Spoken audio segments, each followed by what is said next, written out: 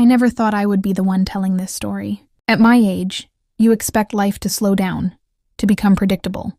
You believe that weddings are joyful, harmless affairs filled with laughter, music, and blessings. But that day taught me something I should have learned long ago, that cruelty can wear a smile, and truth, when revealed at the wrong moment, can tear families apart. I remember sitting in the front row of the wedding hall, my hands folded tightly in my lap. The decorations were beautiful, white flowers everywhere, soft golden lights glowing above us. Everyone looked happy on the surface, but I could feel a strange heaviness in my chest. I had felt it for weeks, actually, a quiet unease that refused to leave me alone. The groom stood at the altar, nervous but smiling. He was a good man, kind, hardworking, gentle in ways the world often overlooks. I had watched him grow into adulthood, watched him struggle, watched him love deeply without ever demanding anything in return. He was not perfect, but he was sincere, and sincerity, I have learned, is far more rare than intelligence. Then there was her father. My son-in-law's father-in-law was a man who loved power more than peace. His voice was always a little too loud, his laughter a little too sharp. He enjoyed making others feel small. It made him feel tall. That day, dressed in an expensive suit and surrounded by guests who admired his wealth, he felt untouchable. The ceremony had barely begun when he leaned forward, close enough for his words to cut like a blade. "You know," he said with a chuckle meant to sound like a joke, "I still can't believe my daughter married this idiot." The word echoed in my ears. Idiot! Some people laughed nervously. Others looked down, pretending not to hear. The groom's smile froze just for a second, but I saw it. I always noticed the small things. His hands tightened. His eyes flickered with pain before he forced himself to look calm again. No one corrected the man. No one defended the groom. Except me, though not with words. Not yet. I sat there, my heart pounding. Memories flooding my mind like a storm I could no longer hold back. I had known this family longer than anyone in that room realized. I knew their secrets. I knew the truth behind their wealth, their pride, their carefully crafted image, and I had promised myself long ago that I would never speak of it. But that word, idiot, changed everything. I looked at the groom again. I saw not weakness but restraint, not stupidity but dignity. And suddenly, I understood something clearly. Silence is only noble when it protects the innocent. When it shields cruelty, it becomes a crime of its own. As the ceremony continued, my mind drifted backward in time. Years ago, when my knees were stronger and my voice less tired, I had been there during their darkest days. I had watched the bride's family rise from nothing, watched them take shortcuts, watched them bury mistakes under money and influence. I had helped when no one else would. I had stayed quiet when speaking would have destroyed them, and now, here he was, calling a good man an idiot in front of everyone he loved. I felt my hands trembling. The groom deserved better. He deserved respect, not humiliation disguised as humor. And I realized then that the truth I carried was no longer mine alone. It belonged to justice. When the priest paused and guests shifted in their seats, the father-in-law laughed again, louder this time, as if enjoying his moment. I stood up. The room went silent. At my age, standing suddenly draws attention whether you want it or not. I felt every eye turn toward me, confusion written on their faces. My heart raced, but my voice, when I finally spoke, was steady. "Before this wedding continues," I said calmly, "there is something that needs to be understood." The father-in-law frowned, clearly annoyed. "This isn't the time," he snapped. I looked directly at him. "Actually," I replied softly, "this is the only time." You could hear a pin drop. The groom turned toward me, eyes wide with uncertainty. I gave him a small, reassuring nod. I wasn't doing this to hurt him. I was doing this for him. I took a deep breath, feeling the weight of years press against my chest. "You call this man an idiot," I said, my voice carrying through the hall. "But you forget one thing." The father-in-law shifted uncomfortably. "You forget who helped you when you were nothing. You forget whose silence protected your reputation. And you forget that the truth does not disappear just because you hide it behind money." Gasps rippled through the room. I saw panic flicker across his face for the first time. And in that moment, I knew, once the truth began to surface, there would be no stopping it. That day was never going to be remembered as a celebration. It was going to be remembered as the day everything fell apart. The silence in the hall felt heavier than any shout ever could. Every eye moved between me and the man who had just moments ago laughed at another human being's dignity. His confident posture stiffened, his jaw tightening as if he could physically hold the truth back by sheer force. I had seen that expression before, fear disguised as anger. "You're out of line," he said sharply, trying to regain control. "Sit down." I did not sit. At my age, you learn something important. When you have carried the weight of silence long enough, standing becomes easier than bending. My legs trembled, yes, but my resolve did not. "You humiliated a good man on the most important day of his life," I said calmly. "And you did it because you believed no one would challenge you." The groom's mother reached for his hand. His bride looked between us, confusion turning slowly into concern. She had grown up believing her father was a hero. Children often do. I had once believed the same lie about someone I loved. The father-in-law laughed again, but this time it sounded hollow. "You think people will believe you?" he sneered.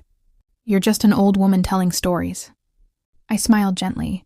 "Stories fade," I replied. "Facts don't." A murmur spread through the guests. The priest stepped back, unsure whether to intervene or flee. Weddings are fragile things, beautiful but easily broken. This one was already cracking at the seams.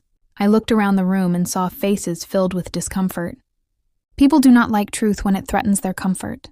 They prefer peace over justice, even when peace is built on cruelty. But there comes a moment when someone must speak, even if it costs them everything. Years ago, this man had stood in my kitchen, desperation etched into his face. He had lost everything. His business, his reputation, his standing. He begged me for help, swore he would do anything to protect his family's name, and I helped him. Not because he deserved it, but because his children did not deserve to suffer for his mistakes. I never told anyone, until now.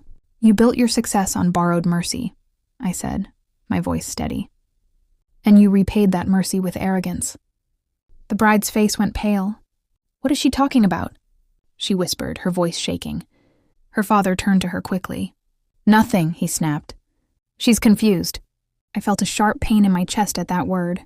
Confused. How easily people dismiss age when it threatens their authority, as if years do not sharpen memory, as if experience does not carve truth deeper into the soul. I reached into my purse, my fingers closing around something I had carried for far too long. Papers, proof, evidence of the past he had tried so desperately to bury. "I kept these," I said quietly, lifting them just enough for him to see. "Not to hurt you, but in case you ever forgot who you really were." His face drained of color. The groom looked at me now with a mix of fear and trust. He didn't know what was coming, but he knew it mattered. He knew this moment was bigger than embarrassment. It was about respect, about worth, about whether truth still had a place in a world obsessed with appearances. "Please," the father-in-law hissed under his breath. "Not here." "That's what you said back then," I replied. And I listened. I turned toward the guests. "You see a successful man," I said, "but you don't see the debts he never repaid. The lies he covered with money, the people he stepped on to climb higher." Some guests stood up. Others shook their heads in disbelief. No one laughed anymore. The bride began to cry softly. "Papa, tell me this isn't true." He did not answer. Silence can be louder than any confession. I felt no joy in this, no satisfaction, only sadness, because truth does not come to punish, it comes to free. And freedom often hurts before it heals.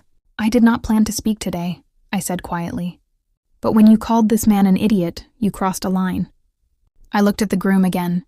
"Intelligence is not measured by cruelty," I said. "It is measured by restraint." And today he showed more wisdom than anyone in this room. Tears filled his eyes. The father-in-law took a step back, his carefully built image collapsing under the weight of unspoken truths. He could shout. He could deny. But he could not erase the past. And I knew then this was no longer about a wedding. It was about reckoning, about whether truth would finally be allowed to stand where lies had ruled for far too long. The room held its breath.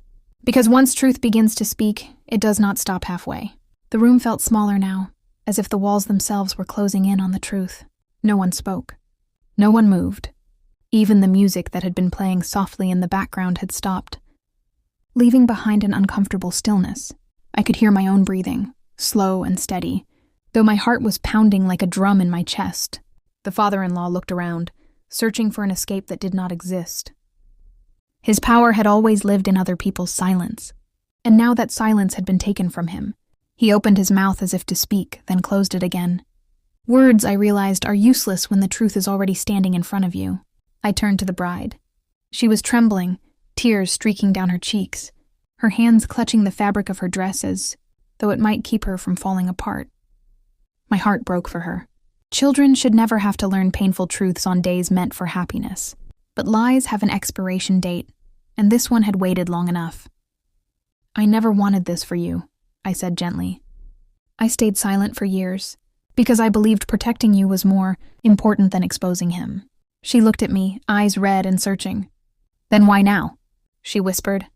Because silence stopped protecting the innocent, I replied, and started protecting cruelty.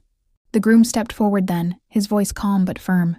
Sir, he said, facing the man who had insulted him, I don't need an apology, but I will not accept disrespect, especially not from someone who cannot respect the truth. That moment shattered something irreversibly. The father-in-law's shoulders slumped. His anger faded, replaced by something far more dangerous. Desperation. You don't understand, he muttered. I did what I had to do. That's what everyone says, I answered. Right before they hurt others. I laid the papers down on the table near the altar. No one rushed to read them. They didn't need to. The weight of their existence was enough. Proof has a presence of its own. Guests began whispering. Some shook their heads in disappointment, others in shock. A few quietly left their seats, unwilling to be witnesses to the collapse of a man they once admired. Reputation, I have learned, is fragile when built on lies. The bride walked slowly toward the table, her steps unsure. She picked up the papers with trembling hands. Her face changed as she read, confusion giving way to realization turning into heartbreak. You told me we earned everything honestly, she whispered. Her father said nothing. Silence answered for him again. She placed the papers down carefully as if they might cut her. Then she looked at her husband, the man who had been humiliated moments earlier. Tears fell freely now. I'm sorry, she said. I didn't see it. He took her hands. You don't have to apologize for someone else's sins, he replied softly. That was the moment I knew the truth had done what it was meant to do. Not destroy, but reveal. The priest cleared his throat, unsure whether to continue. The celebration had been stripped of its illusions, but something stronger remained. Honesty. I stepped back slowly, my knees aching, the weight of years pressing down on me all at once. Speaking the truth is exhausting. Carrying it is worse. The father-in-law finally spoke, his voice barely audible. I never thought this day would come. Neither did I said. But here we are. He looked older suddenly, smaller. Power leaves quickly when fear replaces it. Without another word, he turned and walked out of the hall, his footsteps echoing like a closing chapter he could never rewrite. The room remained quiet for a long moment. Then the groom looked at me. Thank you, he said simply. I nodded, unable to speak. Gratitude is a heavy thing when it comes wrapped in pain. The bride wiped her tears and took a deep breath. If you're willing, she said to the priest, I'd like to continue. There were no cheers, no applause, just a quiet understanding among those who stayed.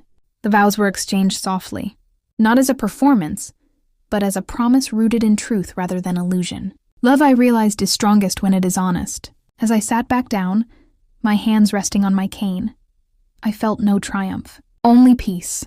The kind that comes after a long storm has finally passed. That day, a man was called an idiot, but intelligence revealed itself in patience, dignity, and the courage to face truth. And I learned something too.